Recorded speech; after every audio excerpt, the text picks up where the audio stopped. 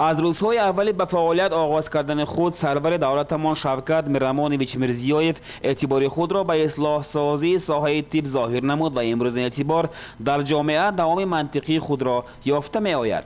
در سمت حفظ و محافظه نمودن صحتی اهالی ریسپوبلیکا از هر جهت امین داشتن سلامتی مادر و کودک، بلند براشتن مدنیت خدمترسانی طبی، تامین اهالی با محصولات داروبار صفتناک وطنی، براه ماندن استحصال مصالح داروبار و طبابتی، تامین طرز سالم در جامعه، با کمال رسانیدن اولادان از هر جهت سالم بر کمال و البته تامین محیط مساعد برای به عمل برآوردن خدمت طبی ملکانک در ازبکستان طی چند سال اخیر بسیار کارها و عملهای نیکو نظر است کرده شدند. برمی‌آید که بلند برداشتن درجه مدنیت توابت و اصلاح سازی ساحه امروز به درجه سیاسی دولتی برداشته شده است.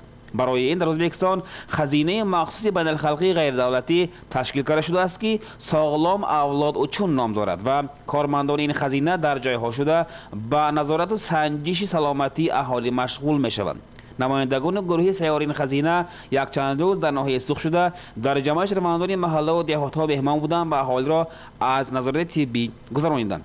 این نظارت نوبتی طبی که علاقه به حکم عنعنه درآمده است برای اجرای قرارهای سرور دولت نگرانیده شده است. از 22 فوریه سال 1996 قرار پرزیدنت مملکت تحت رقم 71 عاید تشکیل کرده ساختار پاترناژ طبی اجتماعی قبول کرده شده است. 18 ایونی سال 2008 باشد قرار سرور دولت تحت رقم 892 درباره پیشگیری تولد بچگان ناگیران و کسیلی‌های ارثی داشته. 1 یولی سال 2009 باشد قرار سرور دولت تحت رقم 1144 درباره قبول کردن دستور دولتی عاید به بلند برداشتن چاره و تدبیرها و ثمره‌داری کارها دایر به مستحکم کردن سلامتی رپروداکتیوی اهالی، تولد بچه سالم، به وای رسانیدن اولاد کامل از جهت جسمانی و معنوی سالم قبول کرده شدند. بهر همیشون گفتیم برای اجرای نکته‌های اساسی قرارهای قید گردیده در دوام یک چند روز در ناحیه‌مان بریگاد پاترناژ طبی و اجتماعی خزینه ساغلام اولاد اوچون پیوسته مهمان شده وظیفه های اساسی خود را اجرا کردند و در این سمت کارهای بسیار نیک و نجیب را عملی کردند. نمایندگان خزینه در همکاری با شعبه تندرستی ناحیه در جمع شهروندان اکثریت محله های ناحیه شده، فرزندان عائله های کم تامین، مادران عائله های کودکان زیاد داشته و زنان در سن تولد کنی بوده را از نظارت طبی گذرانیدند و به نیازمندان نمودهای گوناگون کمک بشردوستانه را در نمود محصولات های طبابتی تقدیم کردند. همزمان در برابر از نظر گذرانی طبی دایر و بلند برداشتن مدنیت خدمترسانی طبی نیز کارهای ترغیباتی و تشویقاتی گرفته برده شد بین اهالی. Mana bugun So'x tumanining eng chekka Qirg'iziston bilan chegaradosh tog' tagi Xushyor qishlog'iga keldik. Albatta shuni aytib o'tish kerakki, bugungi kelishimiz birinchi kelish emas. Mana Sog'lom avlod uchun xalqaro xayriya fondini tashkil topilganiga 25 yildan oshgan bo'lsa, har yili biz mana shu hukumatimiz topshirig'i bilan viloyat hokimligini tasdiqlagan rejasi bilan mana shu chekka hududlarga kirib o'zimizni beminnat xizmatimizni qilib ketamiz. مانند از رأس نظارت طبی کارمندان خزینه در جمع شهروندان محله هوشیار که در ناحیه از محلهای در مساحت بزرگ می باشد نوار برداری کرده و معلوم گشت که با برابر از نظر گذرانی نیازمندان متخصصان به کارهای ترغیباتی و تشویقاتی نیز اعتبار مخصوص می دهند. علاوه قید کرده می باید که در رفت عملیات خود متخصصان از ولایت آمده به اجرای قرارهای سرور دولت که عاید ساحه مذکور قبول کرده شدند اعتبار مخصوص دادند.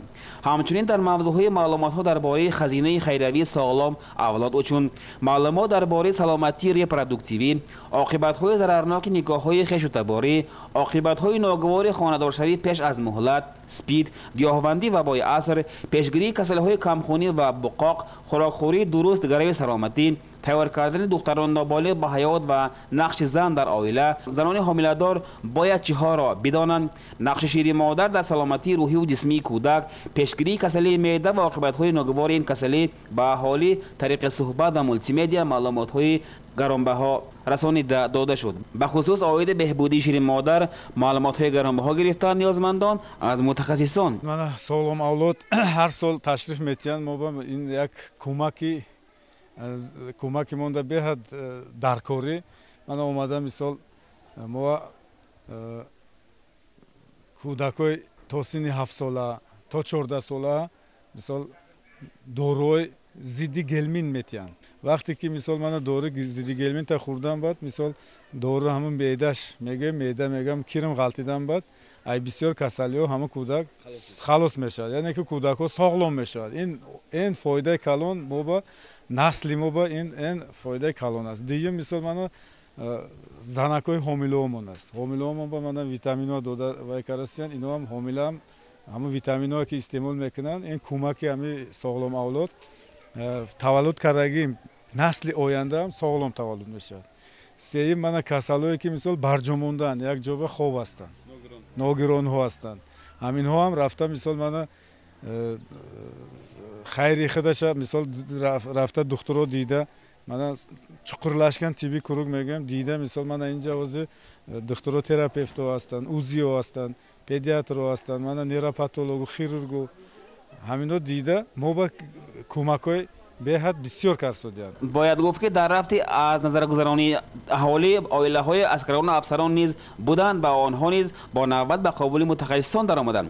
Онҳо низ аз ин гуна эътибор хеле хурсанданд. Biz harbiy oilasimiz, farzandlarimizda o'zimiz keldik.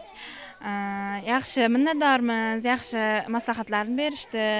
Ginekolog, pediatr, terapevt, nevrolog hammasiga ko'rishdik, stomatolog hammasi kelishdi, ko'rishdi, farzandlarimizni ko'rsatdik, tavsiyalarni berishdi. Sog'lom avlod uchun xayriya jamg'armasidan kelishibdi. Minnatdormiz. So'x tumaniga birinchi marta kelishimizda shu xizmat uchun Qashqadaryo viloyatidan keldik. Mana shu uzoq viloyatdan So'x o'zimiz ko'rmagan joylarda xizmat qilyapmiz. Ko'rdikki, aholilarga shunaqa chetda yashasak ham, chetdagi faqat biz emas, chetdagi aholiga ham juda ham yaxshi sharoitlarni qilib berishdi.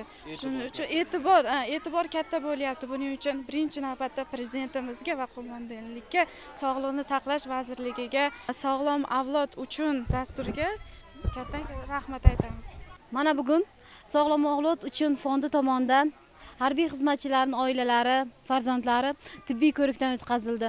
Ularga barcha tibbiyot vakillari tomonidan tegishli dori-darmonlar tarqatildi, tavsiyalar berishdi. Biz bundan juda ham xursandmiz. Bu o'sha oilamizni, farzandlarimizning sog'ligi uchun, o'zimizning sog'ligimiz uchun katta ahamiyatga ega bo'ldi.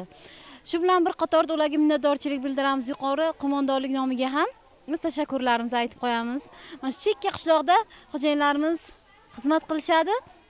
Shunga qaramay, mana uzoq tog' tomonlarda ham kelib, bizni sog'ligimizdan xabardor bo'lib, tegishli ko'rsatmalarni berishdi. Bu e'tibor uchun rahbariyatga, avvalambor hurmatli yurtboshimizga o'z minnatdorchiligimizni bildirib qo'yamiz. бояд гуфт ки аз ноҳияи мо ба шаҳрҳои хориҷаи наздик шаҳрвандон барои кор мераванд ва ин боиси пайдоиши касалии бедаво спид низ мегардад. боиси таассуф аст ки шумории беморони ин гурӯҳ дар ноҳияи мо низ барои хат гирифта шудаанд. гурӯҳи мутахассисони хазинаи соғлом авлод учунро аҳли кӯдакистони маҳалла низ бо хушиву хурсандиҳо пешвоз гирифтанд, чунки ҳам ба мураббиёну тамоми коргарон ба ҳар як нафар тарбиятгирандаи ин боғчаи бачагона доруҳои бепули зидди кирми меъда эҳдо гардид. من به نهایت از امروزه کاربری و سرور دولتمان خرسند و منتدار هستم. شخصا خودم و اهل دیار هوشیار اینچنین کارمندانی همین کودکستان و انی کارخانه خردکک دوزندگی امان هممون گرچند که ناحیه ما یکی از ناحیه های دوردست ولایت به شما رود، دهه ما یکی از دهه های دوردست ناحیه به شما رود، همین قدر در نزد اعتبار دولت هستیم که امروز به 160 نفر خردترکان و اینچنین 50 نفر کارگران و خادمان همین مؤسسه داروها تامین کرده شد، به پول داده شد. این البته اعتبار دولت به انسان است. یکی از سبت اساسی فعالیت خزینه خیریوی بین الخلقی ساغلام اولاد چون این اهدا کردن داروها به طریق خیریه می باشد. این گونه داروها هنگام خانه به خانه گشتن به آنهایی که به کمک اجتماعی نیاز دارند نیز داده شد و آنها نیز منادری خود را به اهل این خزینه بیان کردند. من خود رحمت میگم هموقت نوبت کتاب ما همزار بوینکه تو کسی هم نداره. دکتری خودمون چه خبر میگیرش؟ میدونی خبر میگیرن؟ اکید خبر گرفته نه. دولت ما رحمت، پرزیدنت ما رحمت هموقت دکترش و اعتبار داده دکترشون. همین طریق در دوام یک چند روز متخصصان و نمایندگان خزینه خیریوی ساغلام اولادشون در ناحیه شده با خلق ناحیه با خوراک‌های مفید گذراندند. این البته از اعتبار و غمخواری حکومت و خود سرور دولت به سلامتی هر یک نفر از شهروند رسولی صاحب استقلال درک است.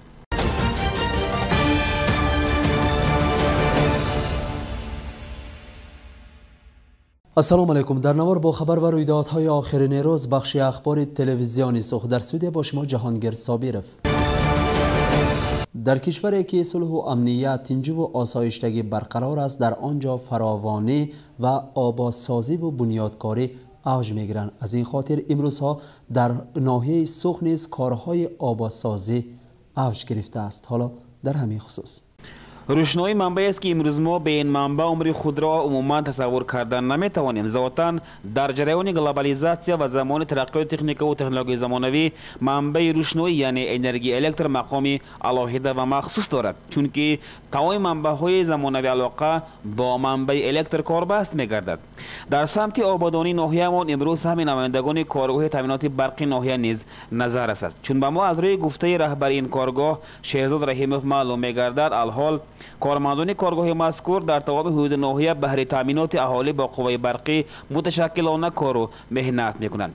یک گروه منتیاران و کارگران این کارگاه را ما در حدود جمع شهروندان محله زنگه دریافتیم. آنها با بریدن سیم‌های پیشینه و کهنه سیمچوب‌ها بند بودند. معلوم گشت که جای این سیم‌ها را کابل‌های زمانوی میگیرند. باید گفت که این سیمچوب‌ها هنوز سال‌های 60 عصر گذشته وصل شده و عمرشان نیز به پایان رسیده است و نسیم نوسازی وزیده جای این سیمچوب‌ها را استالبه‌های پدونی زمانوی میگیرند. تمام موادهای ضروری از قبیل سیمچوب‌ها و کابل‌های ناقل گذر در اساس غمخواری و اعتبار دولت دسترس می‌گردد و مبلغ دریافت این موادها نیز از جانب دولتمان پرداخته می‌شود. باید گفت که در اساس دستور مخصوص امروز در ناحیه‌مان کارهای نظررس در راه آبادی عملی می‌گردد و در این کار ما شغل تمام طبقه‌های اهالی را می‌بینیم. کارهای صاحبی نیز از جانب متخصصان متصدیان کارگاه دخلدار به اجرا می‌رسند. راهسازان راه می‌سازند، تعمیرگران به تعمیر راه و کوچه‌ها مشغول می‌شوند، کارمندان اداره آبادانی باشند در آبادی با گشت ناحیه و حدودهای آن سهم ارزنده خود را می‌گذارند. در جمع شهروندان محله چشمه خانه‌های نوی استقامتی ساخته شده و با قوه برقی تامین کردن این خانه‌ها نیز به ذمه کارمندان اداره تامینات قوه برقی است. الحال یک گروه از کارمندان این اداره در این حدود کار می‌کنند. قطعه‌های مخصوص تامینات قوه برقی کابل‌ها پره دسترس گردیده هر یک خانواده به منبع قوه برقی وصل کرده می‌شود. بنا به معلومات سرور کارگاه با برابر اجرای این کارگاه علی این کارگاه عمل‌های دیگری صاحبی خود را نیز اجرا می‌کنند. بعد این عمل تمام این خانواده‌ها با قوه برقی تامین می‌گردند. قید کرده می‌باید که تمام این کارها توسط اعتبار و غمخواری حکومت کرده می‌شوند. من امسال 2019 سالنده ازبکستان ریسپوبلیکا من وزلا محکمه قرارش کردی 17 کیلومتر لینی درآورده شده. این 9 دونه ترانسفورماتور درآورده شده. این 3 ترانسفورماتور آورده مونده برطرف کردم. 4.5 کیلومتر لینی گرفتم من آباد قشلاق کشیدم. من حاضر نمونه اویو انوی تیل لمبر روان برطرف کردم. من آخر من نوگرانلر اوی همین بگ من حاضر کشیده خدا خودم امروز اینم تامین کردم میسپرم. من دیدم که در محله اوشیرم زنگتن کورکسیان باجی سمو کابل میشه. همش به 30 بازو کابل کشیده. هم کوچویم خدا خود فردا و خویم دست برده میسپرم. اتا من 2019 4 تا چوریه کم موندگیمو من بعدین اکتبر محله میشه از سر بازارچه در آوردگی اتا بعدین هوشیار مولگون همین امسال 4 تا خدا خود تا دیگه رو تامین میکنم. باز در حد صحبتمان رئیس کارگاه قید کرد که به ذمه کارمندان اداره تامینات برقی تعمیر ترانسفورماتورها بریدن شاخه‌های درختانی که به تامینات قوه برق خلل میرسانند نیز واگذاشته شده است. در حقیقت چون می‌بینید کارمندان کارگاه در حدود بازار جمعه به این عملها مشغول بودند. باید گفت که امروز تامینات قوه برقی وظیفه اولین درجه به حساب می‌رود و در این کار کارمندان این اداره بیش از پیش حرکت می‌کنند. با برابر این کارمندان اداره برق ناحیه در اجرای فرمایشات اهالی سهمی ارزنده می‌گذارند. مقصد همه یک است، راضی کردن اهالی و بر رضایت خلق موفق شدن. اگر هر یک رهبر در این سمت کامیاب گردد میتواند خود را وطن پروری حقیقی حسابد. ذاتا در نهاد همه این حسیات وجود دارد و باید این حسیات را صیقل یابد. ذاتا کسی صاحب ایمان میتواند وطن دوستی حقیقی باشد که گفتند وطن دوستی از ایمان است. اگر گوییم که امسال در میقات کشور در راه آبادی مملکت یک تبدلات بزرگ به عمل آمده ایستاده است، خطا نخواهد شد. در اساس غایه پرزیدنت رسپوبلیک ازبکستان شوکت میرزیویف به عمل برآوردن دستور قشلاق آباد امروزها در همه ناحیه‌های رسپوبلیک آباد کردن دهه‌های خراب دوام کرده برای آبادی دهه‌های در دستور نشان داده شده و مقدار معین از حساب دولت مبلغ جدا گردیده است و همچنین در اجرای این کار خود شهروندان و حامیان و تدبیرکاران نیز کمک عملی رسانده در آبادی دهه‌های خود حصه گذار می‌گردند. زیرا به افاده سرور دولت گویم خلقمان پگاه نه، در آینده دور نه، عیناً امروزها در حیات خود تغییرات‌های مثبت را دیده می‌خواهند. برای این خلق مهنتکش و دلکشاد ما به پررگی حق دارند. مقصد از به عمل برآوردن این دستور برای مردم دهات هم شرایط خوب و مساعد حیات و زندگی را فراهم آوردن عبارت بوده برای از حیات راضی گردیده زیستن هر انسان و هر عائله امکانیت و شرایط فراهم آورده خواهد شد. امروزها در ناحیه ما نیز کارهای آبادسازی منزل زیست در اوج است. از جمله در دهه چماخچه اهل محل درختان کنار کوچه ها را برکنده راه را وسیع کرده ایستادند که این هم بی‌واسطه به منفعت مردم نگرانده شده است. امروز در اساس من فرمایش حکم ما من در مرحله چماخچه حشر شده شده است. این حشر به یکم خلق ما رحمت که حشر آباد دانلشترش حشرش بر اساس آبادسازی حشرش بر اساس همه خلق ما رحمت که همین حشر به یادگاری کمک رسونده آدم با توری خلاصه برآورده همین بعضی راههای که برای کلان کردن خودشون وای کده تشبوس کرده برآمده همین گرم گفته تکلیف درآوردن همه گرفته شدیم. همین خیلی که همین خلق بر رحمت همین خیلی چیزویا مثال راه کلان کردن این ثواب چیزی کار کسیان ما هم طرفدار همه خلق شده. من همین راه شروع میکنیم. خدا خلاصه سوخ ما دیگه رایون شهر رو دیده این نمونوی یک شهر با میگردونم گفته امید میکنیم. همین صحبای خاندان بام رحمت اومده همین چیز تو فهمونه مگر اون چیزی که از طرف همین کلانمو همون تعداد تخصص طلب کردن ما با این مالک نکنیم گفته خداهاشون روزی سویان یک طرف که اکنون شمهوی هم یاردم کردم بازم کار نمی‌کنن برای همه محله و گویم محله هم نگفته همه برآمده از یک گریبان سر برآورده من حشر حشکتی کردن خلقم طرفدار همون برای همه ما همه و رحمان میگیم خلقم و سوهای خاندان بر رحمان میگیم. واقعا حسن دیار از آبادی کوچه ها و آبادی منزل ها زیب میگیرد. در محله سوخ باشد راه اساسی را اسفالت پوش کرده ایستادند. در واقع سرور دولت هنگام تشریف به ولایت فرغانه اسفالت پوش کردن 35 کیلومتر راه اساسی ناحیه را به متصدیان سپارش داده بود و این سپارش نیز به عمل تطبیق کرده می شود. آباد محله و من حاضر سوخ رایون بوینچه 8.5 کیلومتر اسفالت دادگی مثال من 12 کیلومتر شغل دادگی آباد محله و این گجونده اشارنده تیل قلچه غزنوانده ملگوننده برغزی من راه خودم و مثال من چند کیلومتر از دستتون بیاد کنتون من مپلا میدیم من حرکت کردم مثال همه کوره کردیم. Prezidentimiz tomonidan dasturga kiritilgan yo'llarda asfaltlash, aholiga sharoitni yaxshilab berish, xavfsizligini ta'minlashda mana yo'llarni kengaytirib, hozir mana asfalt qilishni boshlab yubordik. Biz bu nimani asfalt qilishni 36 kilometr dasturda kiritilgan yo'lda xudo xolasa noyabr oyigacha shuni tugallashda harakatda biz. Necha kilometr kirgan dasturga? Dasturga 36 kilometr kiritilgan. Bundan tashqari obod mahallalarda mana ishlar olib borilyapti, shag'ollash bo'lyapti, asfaltlash bo'lyapti. Bundan tashqari ishlar ular. Shu narsani yo'llarni mana kengaytirib, yo'llarni chekkasiga latoylarni qo'yib, suv oquvlarini yaxshilab aholiga sharoitni yaxshilash maqsad. طوری که مصاحب ما تاکید نمود مقصد اساسی وسیع نمودن راه سوق، آرا دادن کنار کوچه ها، تامین بی‌خطری پیاده‌گر ها می باشد. در حقیقت سوق روز تا روز آباد می گردد، حیات مردم باشد فراوان، زیرا این طلب سیاست کنونی طلب رهبر دولت می باشد. کارهای آبادسازی در ناحیه دوام دارد. بینندگان چون دیدی ساده امروز کارهای آبادی و آبادانی ناحیه‌مان از مرکز محله چشمه آغاز یافتند و در دو طرف راه چون می‌بینید پایه‌های بتونی راست کرده شده و با این پایه‌ها من بعد بلاک‌ها آورده وصل می‌شوند و دو طرف راه با همین دیوار بلاک‌ها احاطه کرده می‌شوند و این هم به حسن ناحیه‌مان امید می‌کنیم که یک حسن نو زم می‌کنه و امروز کارهای آبادانی در محله چشمه ادامه دارند. در حقیقت جایی که آبادی هست آنجا رشد و ترقی و پیشروی خواهد شد و عامل اساسی فراوانی نیز آبادی و آزادگی کشور به حساب می رود.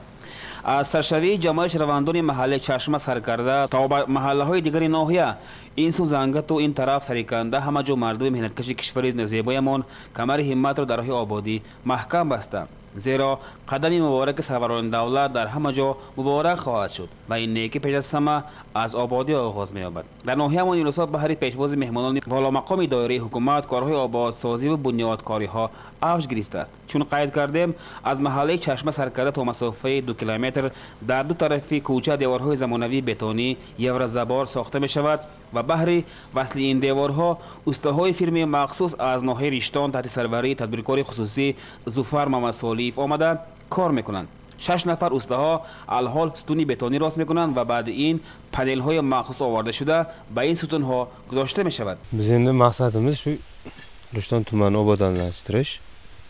Keldik. Viloyat hokimi tashabbus bilan. Ishlayapsiz suqda? Suqda ishlayapmiz. Sharoitlar yaxshi. Hozir nima ish bilan sizlar? Hozir shu Yevrozabor o'rnatyapmiz. Qachon keladi endi? Panelar endi 3-4 kunda keladi. Shu suqalarni o'rnatvasak keladi. Qancha kilometrni bilasizmi? Qancha o'rnatiladi? 2 kilometr, 2,5 bilan 4 kilometr bo'ladi. Yurtimiz obod bo'lsa, vatanimiz tinch bo'ladi-da, shu. Demak, siz ham shu tayyor bo'lsa, shu obodlashtirishga Ha, men shu hissam qo'shishga tayyorman, obodlash. ishlar kelgan? Nechta ishlar? 6 nafar ishchilar bor. Xudo xolasa, oyligida muammo yo'q, yaxshi.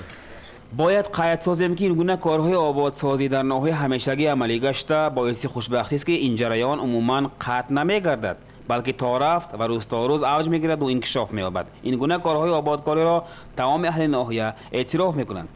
اهم پرزیدنتمو راهبر کردن لب جد ترقی پیش رفت.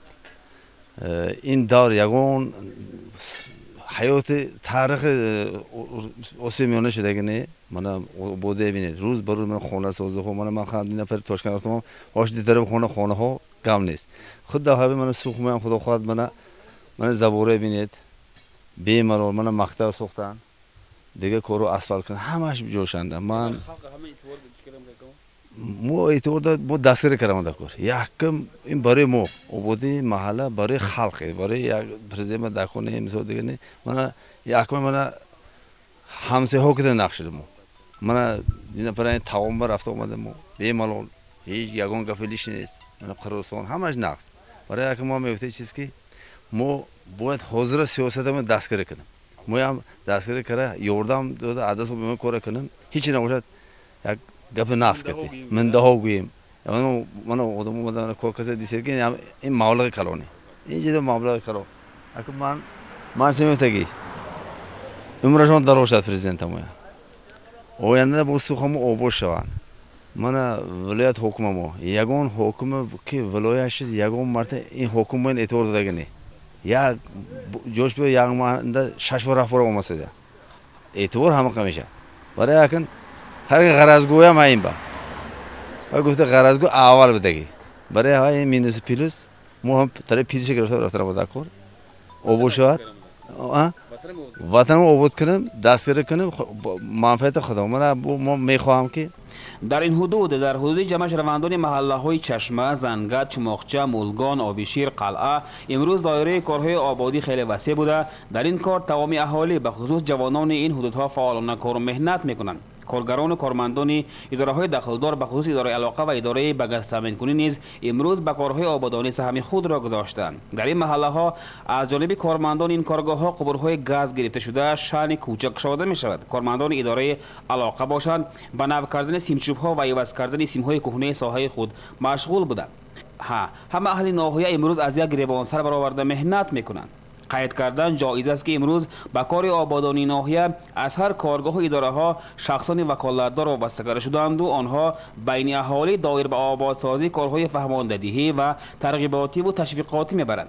ولی نباید فراموش ساخت که آبادی مکان و منزل ما به یک شخص رهبر و یا متصدیان لازم نیست، بلکه پیش از همه برای خودمان است و باید ما منتظر فرمایش بالایی نشده خودمان در تازه و آزاده کردن و آباد ساختن خانه و در و محله خود حصه گذار باشد. آبادی ناحیه به منظر آبادی وطن است.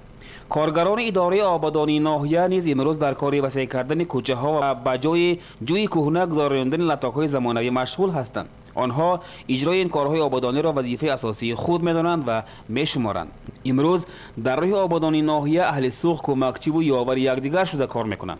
در اصل نواربرداری با سرور شعبه معنویت ناحیه الهام عبدالمجیدوف ما گواه آن شدیم که این قبیل کارهای آبادی و تازه‌کاری در جمعیت روندان محله سرکنده نیز بسیار اوج گرفته است. بینا به معلومات رئیس محله بهادر صفایی امروز برای کمک به این محله کارگران جماعتی از محله گلستان تحت سروری رئیس این محله جان کبیر و کمکچیان از محله هوشیار تحت رهبری رئیس محله مرزا امین افتخانوف آمدند. البته امروز در ساحه آبادانی خلق ما در یک جایگی و دست جمعی و طریق حشر کار و مهنت میکنند. این از آن گواهی میدهد که رابطه های دوستی و رفاقت و مهر عاقبت بین خلق ما تا به هنوز پابرجاست. این دستگیری از آن درک است که خلق سوخت دائما در هر یک لحظه دستگیری همدیگر بودند و هستند. ما امروز همه ما با یک جایگی در محلهمون اول اشری خودمون تشکیل کردیم.